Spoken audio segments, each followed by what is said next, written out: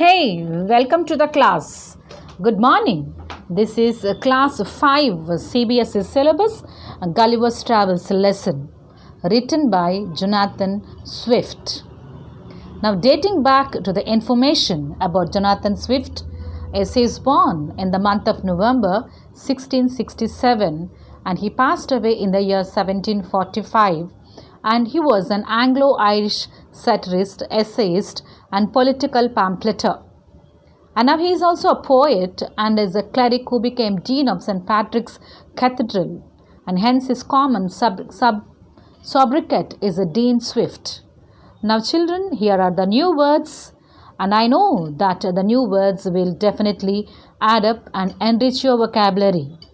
Now definitely please learn the vocabulary and enrich your diction. Now here comes the new words from the lesson Gullivers Travels. Coming up with a new word, the first word that's given in the textbook is bellowing. Repeat after me children, bellowing. The meaning of the word is loud noise, making a loud noise. Once again repeat after me, bellowing. Bellowing, loud noise. The second one is inhabitants. Inhabitants. The meaning of the word is occupants. Occupants. The people, when they occupy a place or a house, they are called as inhabitants of that place. The third word is barren. Barren. Land with no vegetation. Land with no vegetation. When the land is not in a position or capacity to grow any crops, then the land is named as a barren land. The next word is astonishment. Astonishment. Greatly surprised. When you happen to see something suddenly which you do not expect that time to see, then you will be greatly surprised. And that kind of amazement is called as an astonishment. Astonishment. Go to the next word, children. So here are the new words which you are to learn them. And the next word is crumbled. Crumbled. Broken into pieces. When you get a big loaf of bread, you break it into pieces and you make into crumbled pieces to eat.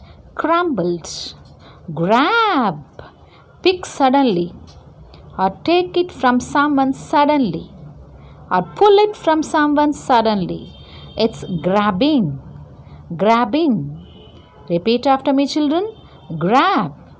Pick suddenly. Take it away from some person. Now here I am coming up with a nice picture. It's a ship sailing in the furls of ocean waters and on the deep sea. Now it's not so easy.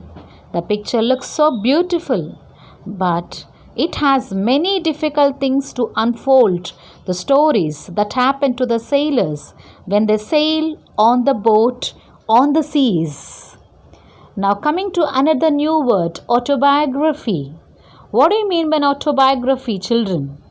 When a person tells the story of his life in his own words, it is called an autobiography. Why did I pinpoint the word here is, here in this lesson, Gulliver tells his own story.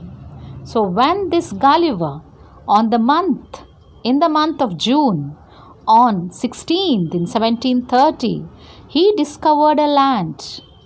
And when he discovered, his captain has sent him some dozen men. Dozen means here 12, a set of 12 with vessels for water. So when they landed onto that place, when they got onto that land, they did not see any inhabitants over there. And they have not even seen a spring, a natural birth of water body anywhere to be found. So this Gulliver, he went on to explore. He went on to find out. But the land was barren and rocky. And when he turned back to join the crew, he happened to see that these people are getting onto the small boat and trying to reach the sea. So before he could reach the place, these people have left him alone on the island. So he has observed, when he turned back, all the things to be seemed very big, very huge. And you can see a crab over there. It's very big. Now he is afraid of that crab. And he happened to move back. And when he reached the ocean water over there, he reached only till the knees. And he happened to see a huge creature. And what did he see? He happened to see a big barley field. And on either side of the pond raising up 40 feet. And what was there? There was a fence to pass from one field to the other. And here I am showing you the barley field and the corn fields. You can just have a look in the picture. Now it was impossible for him to climb because every step was 8 or 6 feet high. And he was trying to find a gap in the hedge, which is a fence which was tied. And he discovered that one of the inhabitants in the next field walking towards the fence, and he was of the same size of the creature chasing the boat. He was stuck with fear. And you can see the fields over there in the mountain area, which was barren. And no one was seen over there. So he was left abandoned in this huge landscape. You can see that fields growing there. And he was left all alone amongst all these monsters, giants-like creatures. Now he called in a voice much louder than a trumpet. It sounded like thunder. And the just 7 monsters like him came towards the field, ready to reap the corn. They carried a reaping hook. What do you mean by a reaping hook? It's nothing but an instrument or else a tool which is used to reap a corn. They carried a reaping hook which was very big, which one of the reapers have carried. So afterwards, when this man Gulliver was located by this giant, he was picked up into the palm of a person over there, and you can watch over the fun of this man having looking at this little creature. Because this man is a giant, and naturally Gulliver looked very tiny in his palm. So when he happened to have to talk to him, he should shout and then give his name and his introduction. So he put him in his bag and he sets off back, because this was like a tiny magic man in the hands of a giant. Now the giant wants him to take him back to his home, and he tries to show this amazing event or amazing boy to the people in and around.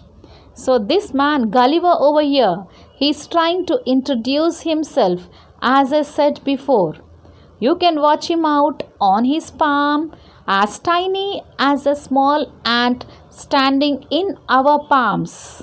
Just hold on tight, breath, and take a small ant if you can, if it is crawling in and around, and watch out how tiny it looks in your arms. He called his friends and gently placed me on the ground. And when he was placed on the ground, they all sat around the ground to take a look at me. I walked slowly backward and forward, pulled off my hat, and made a low bow towards the farmers. I tried to speak to them loudly in several languages, as many languages as he could. So he couldn't converse properly, and his idea was not passed on to these people because they are not familiar with the language what Gulliver spoke. And now this giant has taken this Gulliver to his home. And now he was asking his daughter, telling her that he has brought something which will greatly amuse this girl. So later, the small boy was taken out from the bag. He is none other than Gulliver, and his wife is taking a look at him right in front of her eyes. And this man Gulliver looked too tiny for this lady. She has a good heart, a good-hearted woman which has lot of sympathy towards this Gulliver. And the next, each time I did so, the farmer who picked me up held his eat very close to me, but in vain. The farmer took me to his house and placed me at some distance on the dining table, which was 30 feet high from the floor. 6 5s are 30. That means 6 feet people standing one on other. Like that, if 5 people stand on each other, that will be the height of the dining table. You can see the cat which moves around in our home will be very small, but here you can see a giant cat as tall as a dining table, but still more than a dining table here. So this is a giant cat which is closely having a look at this tiny moving creature, none other than Gulliver. So now it is just like a small tiny creature. So once the cat has moved or pushed its paw towards this Gulliver to grab it and eat away, but this lady of this house, the wife of this giant, she helped Gulliver to escape from this great mishap. So here these people are having a great look, at a keen look at this man when he was put on the dining table. And now dinner was brought to by the farmer's wife, and which was put on the table. And now the farmer's wife crumbled up some bread pieces and put it before him in the middle of the dinner.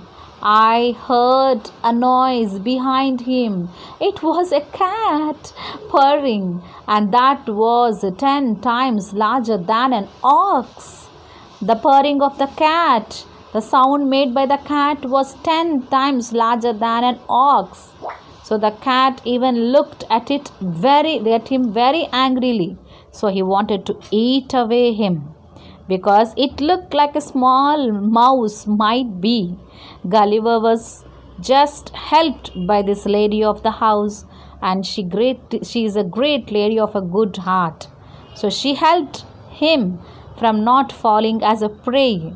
Next, later, he was put to bed by this lady, and she gave him a clean white handkerchief, and he slept dreaming of his love and his family and his relatives. So a small handkerchief of this giant family was enough for him to have a good nap. This is the handkerchief, and might be this fellow is sufficiently enough for this man to sleep on this cushion like, or else it is a small handkerchief as per our text. So he was sleeping in a comfortable cozy place. So you can see how nicely this man is sleeping. Where was he sleeping? Do you think? He is sleeping in a very safe place. He is rather sleeping in the bed of this very sympathetic woman, or the wife of this giant, and she has provided him a bed over there. And you can see on the bed where he was placed. So this is a safe place, and this girl was sharing a bed with this Gulliver. So did you enjoy watching all the slides, children? I took lot of pains in collecting all these slides and making a small video just for your sake. Why? Because I know that you people will be enjoying using audio visual aid. So I hope all class 5 children of my classes, I hope all of you have enjoyed watching my video. So I'll be coming up with many more videos, and wait for me. And this is Raj Mulpuri's presentation. So thank you once again, children, and I will meet you soon in the next video. Bye.